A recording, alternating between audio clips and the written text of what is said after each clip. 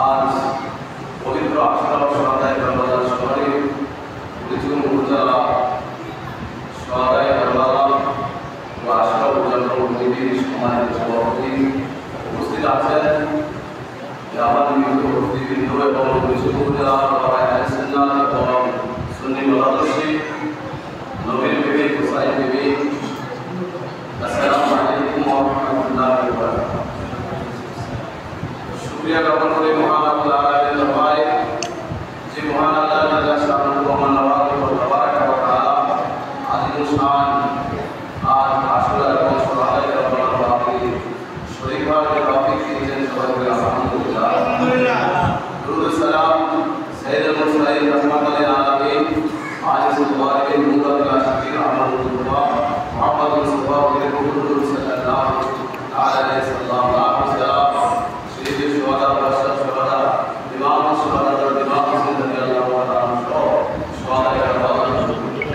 সম্মানিত উপস্থিতি আসলে আমার পূর্বের বক্তব্য সুন্দরভাবে শহাদায়ে কারবালা এবং পবিত্র আশুরার গুরুত্ব বর্ণনা করেছেন।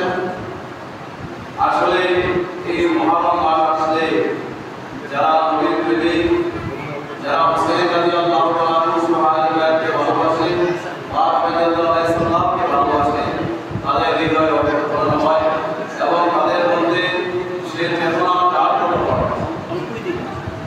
পবিত্র আশুরার পবিত্রতা আমরা সকলে জানি, অবগত আছি। শহাদায়ে কারবালার ঘটনা আমাদের সকলে অবগত আছে যে এখানে আসআলুকুম আলাইহি আজরাল মাওয়াদাতা ফিল কুরবা, এই যে মাওয়াদাতা ফিল কুরবা তাফসীর প্রায় তাফসীরে এখানে বলে কাছে হযরত আব্দুল্লাহ ইবনে আব্বাস রাদিয়াল্লাহু তাআলা বর্ণনা করেছেন। এখানে এই কুরবাটা আহলে বায়াতের জন্য হয়েছে। আহলে বায়াত হযরত আলী রাদিয়াল্লাহু তাআলা আনহু, ফাতিমা রাদিয়াল্লাহু তাআলা আনহা, হযরত হাসান এবং হুসাইন রাদিয়াল্লাহু তাআলা আনহু জন্য হয়েছে। তাহলে এখানে রব্বুল আলামিন পবিত্র কালামুল্লাহ শরীফ এই কুরআনুল কারীমের মধ্যে স্পষ্ট আহলে বায়াতের গুরুত্বের কথা সেখানে আল্লাহ রাব্বুল আলামিন উল্লেখ করেছেন। এবং শহাদায়ে কারবালার যে ঘটনা, এখানে বিরাট ইতিহাস, বিরাট ঘটনা। এখানে তার থেকে আমরা কি শিক্ষা নিব? যে শহাদায়ে কারবালার ঘটনা থেকে শিক্ষা করে যদি আমাদের বাস্তব জীবনে ধারণ করি, তাহলে এই মুসলমানদের মধ্যে, সমাজের মধ্যে বা আমরা আহলে সুন্নাত ওয়াল জামাতের মতাদর্শী দাবিদার, তাদের মধ্যে কোনো বিভেদ বা কোনো থাকার কথা না। কারণ হুসাইন রাদিয়াল্লাহু তাআলা আনহু যে বক্তব্য দিয়েছেন কারবালার ময়দানে, ঘোড়ার উপর বসে যে বক্তব্য দিয়েছেন, আমি কে দুঃখী ছিলাম, আমি হলাম দু জাহানের বাদশা নবী কামলিওয়ালা জাতি হযরত হুসাইন রাদিয়াল্লাহু তাআলা আনহু, যার কাদের মধ্যে অসংখ্য ছোট পেয়েছেন আমার নানাজি। এই বেয়াজি, আমি হলাম জান্নাতি যুবকদের সরদার। এই বেয়াজি, আমার মা ফাতেমা রাদিয়াল্লাহু তাআলা আনহা হলো জান্নাতি সকল যুবকদের সরদার। বেয়াজি আরো অনেক লম্বা বক্তব্য সেখানে দেন। সংক্ষেপে দুই একটা কথা বললাম। বেয়াজি বলতো, আমি কোনো কিছু চাইব না, আমি চাই যে ৭২ জনকে হত্যা করে হলেও আমার যে দুঃশাসন সেটাকে আমি টিকিয়ে রাখবো। আলহামদুলিল্লাহ।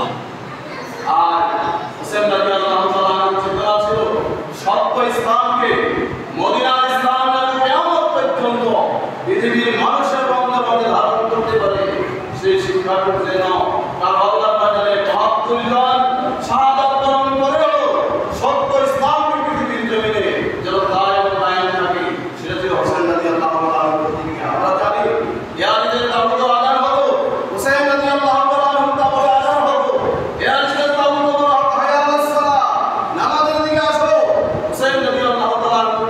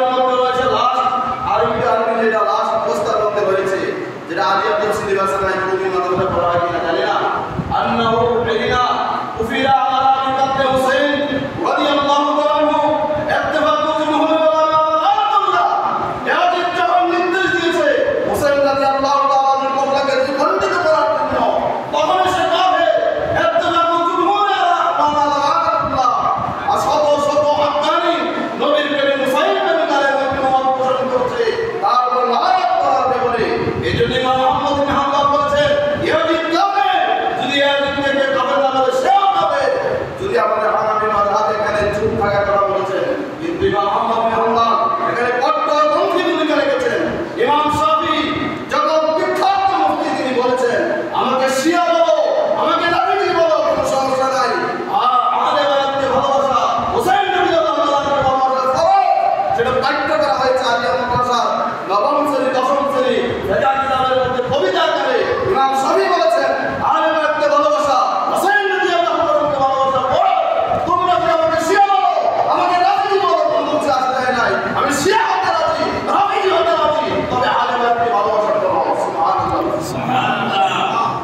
আসলে সেই কারবালা থেকে, হুসাইনের কাফেলা থেকে আমাদেরকে শিক্ষা গ্রহণ করতে হবে। আমাদের বরিশাল উপজেলা আহলে সুন্নাত ওয়াল জামাত শহরে কারবালা যে একটি সুন্দর অনুষ্ঠান হয়েছে, আমরা সকল ভেদাভেদ ভুলে গিয়ে হুসাইনের কাফেলা যেটা সেটা অন্তর্ভুক্ত আমরা ঠিক কিনা? কথা বলে ঠিক কিনা? এছাড়া কি আমাদের কোনো পরিচয় আছে? কোনো পরিচয় নাই। কোনো আমাদের মধ্যে কোনো নিষ্কুল শুধু থাকতে পারে না আমাদের অন্তরের মধ্যে। আমরা সকল দিলামুক্তি বলে গিয়ে এক কাতারে ঐক্য হয়ে হোসেন রাদিয়াল্লাহু তাআলার ভালোবাসা হৃদয়ে ধারণ করে আমরা যেন সামনে অগ্রসর হতে চাই। আল্লাহ যেন আমাদেরকে তৌফিক দান করে। সবাই বলে আমিন। সবাই বলে একবার আমিন। আল্লাহ সুবহানাহু ওয়া তাআলা যেন সবাই আল্লাহ তথা পবিত্র আস্তার ফজিলত আমাদেরকে নসিব করে। সবাই বলে আমিন।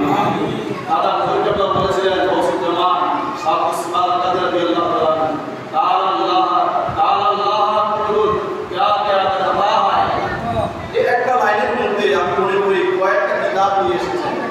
ঠিক পৃথিবীর শুরু থেকে তার পূর্ব থেকে কারবালার ঘটনা পর্যন্ত প্রত্যেকটা ঘটনা এই একটা লাইনের মধ্যে দাদা দিয়েছেন, যেটা আমি বিশ্লেষণ করে ব্যক্তিগতভাবে যেটা বুঝতে পেরেছি।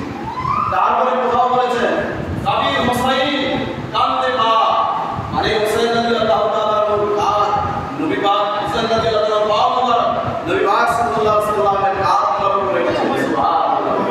আল্লাহ তাআলা লিখেছেন যে সে নূরের কুতুবকে এই নূরের কুতুবে লিখতে মেন মাটিতে বিদ্যা এমন বলেছেন যে হোসেন রাদিয়াল্লাহু তাআলাকে যে নূরের কুতুবকে কোথাও আপনি আপনার রহস্য আপনার কন্ট্রোল বুঝতে পারলেন না, হোসেনকে কখনো আপনি মাটিতে মিশিয়ে দিলেন। আবার হোসেন রাদিয়াল্লাহু তাআলার কি বলেন হামজার মধ্যে করে আর করে নিয়েছেন। চারটা কবিতার মধ্যে মনে হয় চারটা মহৎ কিতাবের রহস্য রয়েছে। আল্লাহ তাআলা বলেছেন কারবালার কুরবানির স্মরণ করো, প্রাণ সকলে আওয়াজ করো। আল্লাহ তাআলা শেষ কোন শিক্ষা